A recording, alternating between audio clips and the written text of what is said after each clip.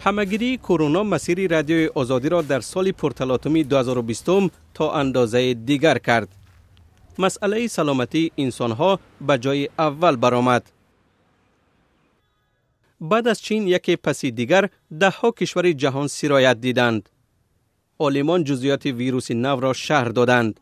چاره‌های احتیاطی اعلان شدند. آزادی از اولین رسانه‌های تاجیکی بود که این خبرها را به مخلصانش در تاجیکستان رساند. همزمان در پی تهیه آگاهنامه و رالیک‌های توصیه دهنده شد چگونه باید خود را از بیماری نو حفظ کرد. برای این آزادی را به واهمه پراکنی عیبدار کردند. مقامات تاجیکستان به تکرار می گفتند که در تاجیکستان کرونا ویروس نیست. نماینده سازمان جهانی بهداشت سخن آنها را تصدیق می کرد.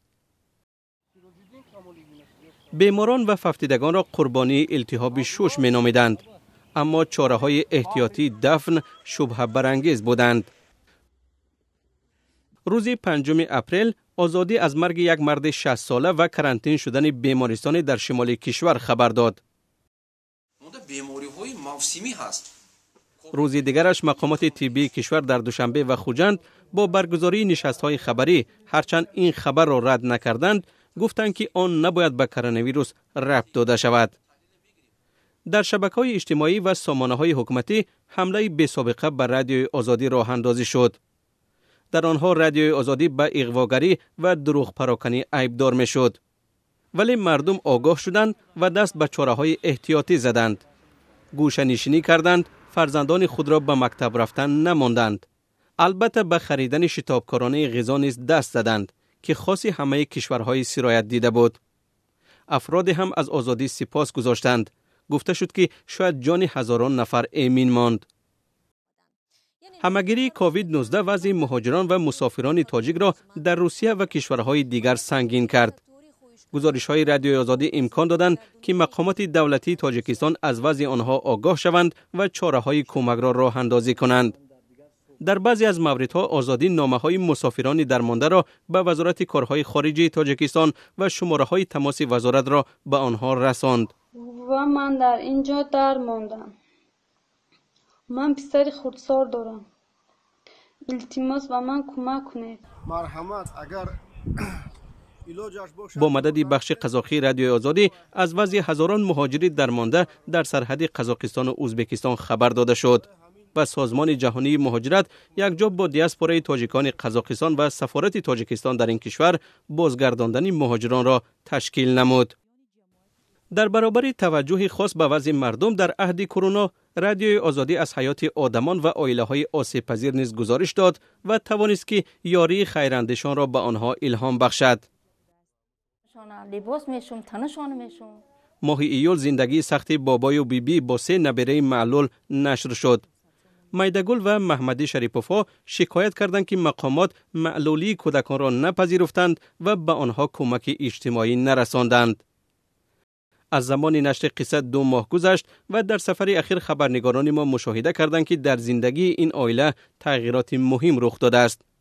ده‌ها شهروند عادی ریاست آریان بانک پزشکان به خانواده کمک کردند و اکنون نه تنها در چهره قبلا محزون کودکان خنده پیدا شد، بلکه صحتی آنها هم تا جای بهبود یافت.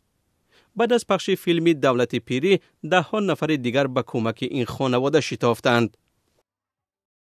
نشر فیلم نان آهنین از روزگار پرمشقت محبوبه غنی و یکی دیگر از کارهای ماندگار تیم آزادی بود که واکنش هزاران نفر را در شبکه‌های اینترنت و جامعه به میان آورد. فیلم از سرگذشت تلخ این زن 45 ساله و 3 فرزندش قصه می‌کند. محبوبه بعد از مرگ شوهر از حق زیست در خانه والدین شوهرش محروم می‌شود. وی در کنار شهر کلاب منزلی نیم ساخته را به اجاره گرفته با 2 دختر نابالغش با جمع آوری و فروش آهن پاره روز می‌گذراند. امید نداشته بودم که من صاحب خانه میشم، صاحب خچه چوره مثال میشم. این خودمو مرا دیدن، این خودمو مثال حال زور ما با خبر شدن. بعد از 1 ماه نشر فیلم، خیرخواهان به آنها خانه خریدند.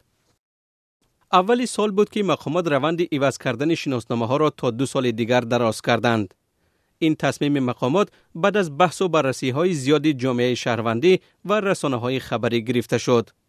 رادیوی آزادی منتظم این موضوع را پیگیری می‌کرد. ساعت 5:30 سحر اومدم یقین آدم مبرم پیش ما 8 کس جواب دادن 8 آدم جواب داد ما روزی نیستم ایو.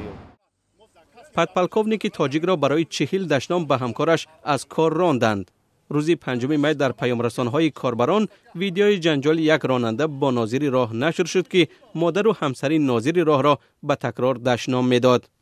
بعد مدت کوتاهی از نشر گزارش رادیوی آزادی، وزارت امور داخلی اعلام کرد که پدپلکوونیک میلیسا را که ظاهراً مفتش است از کار راندند. در یک مطلب در رادیوی آزادی در این سال از تصمیم تخریب قسمی از خانه موزه صدرالدین عینی خبر داده شد.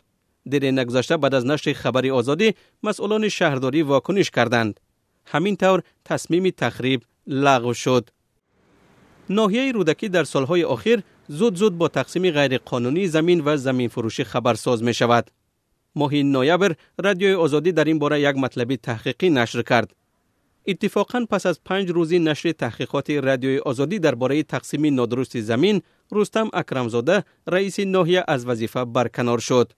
اکرمزاده روزی برکناریش بر رادیوی آزادی با کنایه چنین گفت: